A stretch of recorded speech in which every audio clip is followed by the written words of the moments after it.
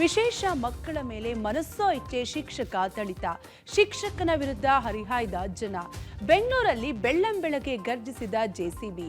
ಚಾಮರಾಜನಗರದಲ್ಲಿ 5 ಹುಲಿಗಳು ಪ್ರತ್ಯಕ್ಷ. ಆತಂಕದಲ್ಲಿ ಗ್ರಾಮಸ್ಥರು. ಅಸ್ಸಾಂನಲ್ಲಿ ರೈಲಿಗೆ ಸಿಲುಕಿ 7 ಆನೆಗಳು ಸಾವು. ಮೊಟ್ಟೆ ತಿಂದ್ರೆ ಕ್ಯಾನ್ಸರ್ ವದಂತಿ. ಬೇಕರಿಗಳಲ್ಲಿ ವ್ಯಾಪಾರ ಡಲ್. ಎಲ್ಲ ಸುದ್ದಿಗಳನ್ನು ನೋಡೋಣ ಕರ್ನಾಟಕ ಟಾಪ್ 20ಯಲ್ಲಿ. ಬೆಂಗಳೂರಿನಲ್ಲಿ ಬೆಳ್ಳಂಬೆಳಗ್ಗೆ ಜೆಸಿಬಿ ಘರ್ಜನೆ ಮಾಡಿದೆ. ಶ್ರೀನಿವಾಸಪುರದ ಕೋಗಿಲು ಲೇಔಟ್ನಲ್ಲಿ ಅನಧಿಕೃತವಾಗಿ ಜಿಬಿಎ ಜಾಗದಲ್ಲಿ ನಿರ್ಮಿಸಲಾಗಿದ್ದ ನಿವೇಶನಗಳನ್ನ ಡೆಮಾಲಿಷ್ ಮಾಡಲಾಗಿದೆ. ಸುಮಾರು 200 ಮನೆಗಳನ್ನ ಜಿಬಿಎ ಅಧಿಕಾರಿಗಳು ಡೆಮಾಲಿಷ್ ಮಾಡಿಸಿದ್ದಾರೆ. ಗೋಮಾಳ ಜಾಗವನ್ನ ಜಿಲ್ಲಾಡಳಿತ ಪಾಲಿಕೆಗೆ ನೀಡಿತ್ತು. ಈ ಜಾಗದಲ್ಲಿ ಅಕ್ರಮವಾಗಿ ಮನೆಗಳನ್ನ ನಿರ್ಮಾಣ ಮಾಡಲಾಗಿತ್ತು. ಈ ಬಗ್ಗೆ 1 ತಿಂಗಳ ಹಿಂದೆ ನೋಟಿಸ್ ನೀಡಿ ತೆರವಿಗೆ ಜಿಬಿಎ ಅಧಿಕಾರಿಗಳು ಸೂಚಿಸಿದ್ದಾರೆ.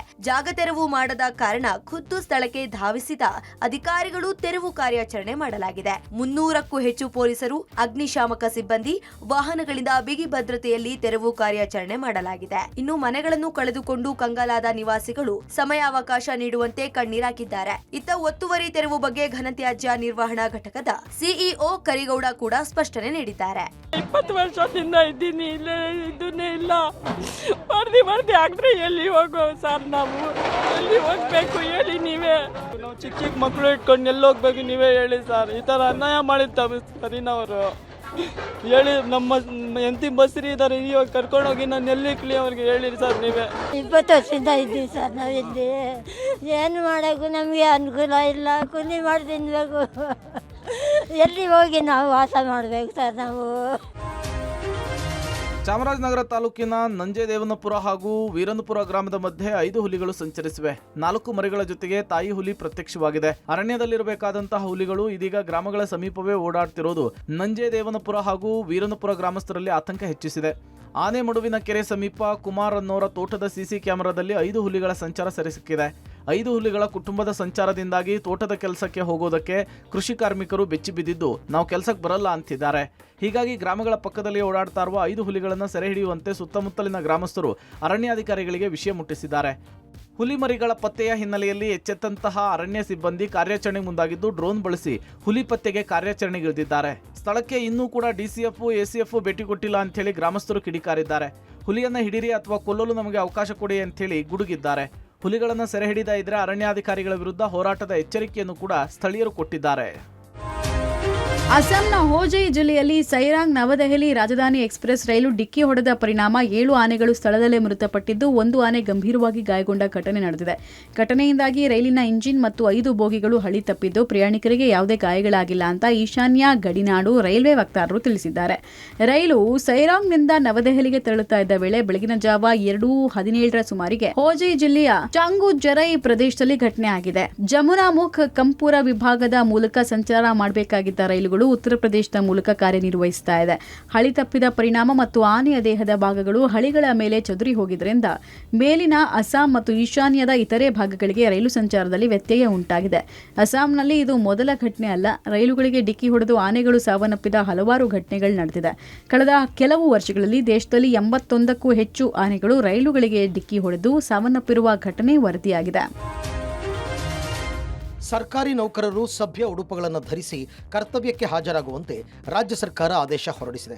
ಸರ್ಕಾರಿ ನೌಕರರು ಸಭ್ಯ ಉಡುಪು ಧರಿಸದ ಬಗ್ಗೆ ಸಾರ್ವಜನಿಕರಿಂದ ದೂರುಗಳು ಬಂದ ಹಿನ್ನೆಲೆಯಲ್ಲಿ ರಾಜ್ಯ ಸರ್ಕಾರ ಈ ನಿರ್ಧಾರ ಕೈಗೊಂಡಿದೆ. ಸರ್ಕಾರಿ ನೌಕರರ ಹುದ್ದೆಗೆ ಶೋಭೆ ತರುವಂತಹ ವಸ್ತ್ರವನ್ನು ಧರಿಸಬೇಕು. ಸರ್ಕಾರದ ಘನತೆಗೆ ಧಕ್ಕೆ ತರುವಂತಹ ಉಡುಪುಗಳನ್ನು ಧರಿಸಬಾರದು ಅಂತ ಸೂಚಿಸಿದೆ. ಹಾಗೆ ಸರ್ಕಾರಿ ನೌಕರರು ಬೆಳಗ್ಗೆ 10 ಗಂಟೆಗೆ ಕರ್ತವ್ಯಕ್ಕೆ ಹಾಜರಾಗಬೇಕು. ನೌಕರರು ವರದಿ ಮಾಡಿಕೊಂಡ ಬಳಿಕ ಕಚೇರಿಗೆ ತಂದ ನಗದು ಮೊತ್ತದ ಘೋಷಣೆ ಮಾಡಬೇಕು. ಈ ಬಗ್ಗೆ ಮೇಲಧಿಕಾರಿಗಳು ಪರಿಶೀಲನೆ ನಡೆಸಬೇಕು. ಕಚೇರಿ ಸಮಯದಲ್ಲಿ ಅನಧಿಕೃತವಾಗಿ ಹೊರಹೋಗುವುದನ್ನು ಮೇಲಧಿಕಾರಿಗಳು ನಿಯಂತ್ರಿಸಬೇಕು. ಅನಿವಾರ್ಯ ಸಂದರ್ಭದಲ್ಲಿ ಸಕಾರಣವನ್ನು ನೀಡಿ ಹೊರಗೆ ಹೋಗುವಂತೆ ಸೂಚನೆ ನೀಡಲಾಗಿದೆ. ಕಳೆದ ಕೆಲ ದಿನಗಳಿಂದ ಮೊಟ್ಟೆ ಸೇವನೆಯ ವಿಚಾರ ತೀವ್ರ ಚರ್ಚೆಗೆ ಗ್ರಾಸವಾಗಿದೆ. ಮೊಟ್ಟೆಯಲ್ಲಿ ಕ್ಯಾನ್ಸರ್ ಇದೆ ಎಂಬ ವದಂತಿ ಜನರಲ್ಲಿ ಸಾಕಷ್ಟು ಭಯವನ್ನು ಉಂಟು ಮಾಡಿದೆ. ಕ್ರಿಸ್ಮಸ್ ಹಾಗೂ ನ್ಯೂ ಇಯರ್ ಸೀಸನ್ ಆಗಿರೋದ್ರಿಂದ ಈ ವದಂತಿ ವ್ಯಾಪಾರಕ್ಕೆ ಬಹುದೊಡ್ಡ ಹೊಡೆತ ಕೊಟ್ಟಿದೆ. ಬೇಕರಿ ಹಾಗೂ ಕಾಂಡಿಮೆಂಟ್ಸ್ಗಳಲ್ಲಿ ಜನ ಎಗ್ ಪಪ್ಸ್ಗಳನ್ನು ತೆಗೆದುಕೊಳ್ಳುವುದು ತೀರಾ ಕಡಿಮೆಯಾಗಿದೆ. ಇದರಿಂದ ಬೆಂಗಳೂರಿನ ಕಾಂಡಿಮೆಂಟ್ಸ್ ಹಾಗೂ ಬೇಕರಿಗಳಲ್ಲಿ 10% ವ್ಯಾಪಾರ ಕಡಿಮೆಯಾಗಿದೆ. ಕ್ರಿಸ್ಮಸ್ ಹಬ್ಬ ಹಾಗೂ ಹೊಸ ವರ್ಷಕ್ಕೆ ಹೆಚ್ಚು ಕೇಕ್ಗಳು ಸೇಲ್ ಆಗ್ತಾ ಇದ್ವು. ಆದರೆ ಈ ಬಾರಿ ಕೆಲ ಬೇಕರಿಗಳಲ್ಲಿ ಕೇಕ್ ಆರ್ಡರ್ಗಳೇ ಬರ್ತಿಲ್ಲ ಅಂತ ಹೇಳಿ ಬೇಕರಿ ಮಾಲೀಕರು ಅಳಲನ್ನು ತೊಡ್ಕೊಂಡಿದ್ದಾರೆ. ಇನ್ನು ಮೊಟ್ಟೆ ಬಗ್ಗೆ ಒಂದು ಕ್ಲಾರಿಟಿ ಸಿಗೋ ಇರುವವರೆಗೂ ಕೆಲವು ಜನ ಮೊಟ್ಟೆ ಹಾಗೂ ಮೊಟ್ಟೆಯಿಂದ ಮಾಡಿದ ಆಹಾರ ಪದಾರ್ಥಗಳ ಸೇವನೆಯಿಂದ ದೂರ ಸರಿದಿದ್ದಾರೆ. ಇದರ ಎಫೆಕ್ಟ್ ವ್ಯಾಪಾರಿಗಳ ಮೇಲೆ ಬೀರ್ತಾ ಇದೆ.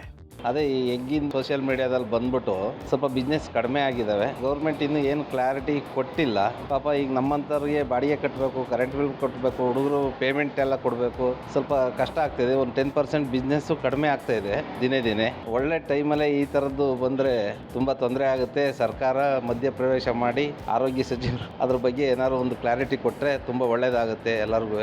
ಕೇಕ್ ಆಗಲಿ ಅಥವಾ ಏನೇ ಐಟಮ್ ಮಾಡಬೇಕು ಅಂದರೂ ಕೇಕ್ ಇಲ್ಲದೆ ಯಾವುದು ಮಾಡೋಕ್ಕಾಗಲ್ಲ. ತಪ್ಪು ತಿಳುವಳಿಕೆಯನ್ನು ಎಲ್ಲೂ ಹರಡಬಾರ್ದು. ಒಂದು ಕರೆಕ್ಟಾಗಿ ಆರೋಗ್ಯ ಇಲಾಖೆ ಆಗಲಿ ಅದೇ ಆಗಲಿ ಒಂದು ನಿಯಮ ಏನಿದ್ರು ಮಾಡಿ ಸುಳ್ಳು ಮಾಹಿತಿ ಹಬ್ಬಿಸೋದ್ರಿಂದ ಎಲ್ಲ ವ್ಯಾಪಾರ ಎಲ್ಲ ಕಡಿಮೆ ಆಗಿದೆ. ನಮಗೆ ಬಾಡಿಗೆ ಆಗಲಿ ವರ್ಕರ್ಸಿಗೆ ಸಂಬಳ ಕೊಡೋದಾಗಲಿ ಪ್ರಾಬ್ಲಮ್ ಆಗ್ತದೆ. ಹಾಗಾಗಿ ಕರೆಕ್ಟಾಗಿ ಮಾಹಿತಿ ಎಲ್ಲ ಹಬ್ಬಿಸಬೇಕು. ರೌಡಿ ಶೀಟರ್ ಬಿಕ್ಲು ಶಿವ ಕೊಲೆ ಪ್ರಕರಣದ ಎಫ್ಐ ಮಾಜಿ ಸಚಿವ ಬೈರತಿ ಬಸವರಾಜ್ಗೆ ಬಂಧನ ಭೀತಿ ಎದುರಾಗಿದೆ. ನಿನ್ನೆ ಹೈಕೋರ್ಟ್ನಲ್ಲಿ ತನಿಖೆಗೆ ನೀಡಿದ ತಡೆ ತೆರವು ಮತ್ತು ನಿರೀಕ್ಷಣಾ ಜಾಮೀನು ಅರ್ಜಿ ವಜಾ ಆಗುತ್ತಿದ್ದಂತೆ ಬೈರತಿ ಬಸವರಾಜ್ ತನ್ನ ಮೊಬೈಲ್ ಸ್ವಿಚ್ ಆಫ್ ಮಾಡಿಕೊಂಡು ನಾಪತ್ತೆಯಾಗಿದ್ದಾರೆ. ಬೆಳಗಾವಿಯ ಚಳಿಗಾಲದ ಅಧಿವೇಶನಕ್ಕೆ ಹೋಗಿದ್ದ ಬೈರತಿ ಬಸವರಾಜ್ ಅಲ್ಲಿಂದಲೇ ಅಜ್ಞಾತವಾಗಿದ್ದಾರೆ. ಸಿಐಡಿ ತನಿಖಾರಿಗಳ ತಂಡ ಬೈರತಿ ಬಸವರಾಜ್ ಉಳಿದುಕೊಂಡಿದ್ದ ಜಾಗಕ್ಕೆ ಹೋಗಿ ಅಲ್ಲಿನ ಸಿಸಿಟಿವಿ, ಯಾವ ರಸ್ತೆಯ ಮೂಲಕ ಯಾವ ಕಡೆ ಹೋಗಿದ್ದಾರೆ ಎಂಬುದರ ಬಗ್ಗೆ ಟೋಲ್ಗಳ ಸಿಸಿಟಿವಿಯಲ್ಲಿ ಪರಿಶೀಲನೆ ನಡೆಸಿದ್ದಾರೆ. ಈ ವೇಳೆ ಬೈರತಿ ಬಸವರಾಜ್ ಗೋವಾ ಅಥವಾ ಮಹಾರಾಷ್ಟ್ರಕ್ಕೆ ಹೋಗಿರುವ ಮಾಹಿತಿ ಸಿಕ್ಕಿತ್ತು.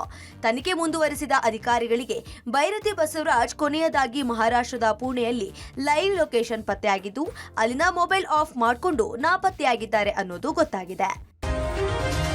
ಧರ್ಮಸ್ಥಳ ಗ್ರಾಮದಲ್ಲಿ ನೂರಾರು ಶವ ಹೂತಿಡ್ಲಾಗಿದೆ ಅಂತ ಜೈಲು ಸೇರಿದ್ದ ಮಾಸ್ಕ್ ಮ್ಯಾನ್ ಚಿನ್ನಯ್ಯ ಜೈಲಿನಿಂದ ಹೊರಬರ್ತಾನೆ ಹೊಸ ಟ್ವಿಸ್ಟ್ ಕೊಟ್ಟಿದ್ದಾರೆ.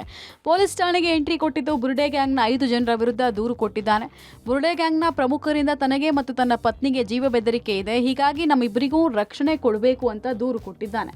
ಬುರುಡೆ ಗ್ಯಾಂಗ್ನ ಪ್ರಮುಖರಾದ ಮಹೇಶ್ ಶೆಟ್ಟಿ ತಿಮ್ರೋಡಿ, ಗಿರೀಶ್ ಮಟ್ಟಣ್ಣನವರ್, ವಿಠಲ್ ಗೌಡ, ಜಯಂತಟಿ ಮತ್ತು ಯೂಟ್ಯೂಬರ್ ಸಮೀರ್ ಎಂಡಿ ಎಂಬುವರಿಂದ ನನಗೆ ಹಾಗೂ ನನ್ನ ಪತ್ನಿಗೆ ಮುಂದಿನ ದಿನಗಳಲ್ಲಿ ಜೀವ ಬೆದರಿಕೆ ಬರಬಹುದು, ಆದ್ರಿಂದ ತನಗೆ ಮತ್ತು ತನ್ನ ಪತ್ನಿಗೆ ರಕ್ಷಣೆ ನೀಡಬೇಕಾಗಿ ದೂರು ಅರ್ಜಿ ಸಲ್ಲಿಸಿದ್ದಾನೆ. ಬೆಳ್ತಂಗಡಿ ಪೊಲೀಸ್ ಠಾಣಾ ವ್ಯಾಪ್ತಿಯಲ್ಲಿ ಪೊಲೀಸರು ಚಿನ್ನಯ್ಯ ದೂರು ಸ್ವೀಕರಿಸಿಕೊಂಡಿದ್ದಾರೆ.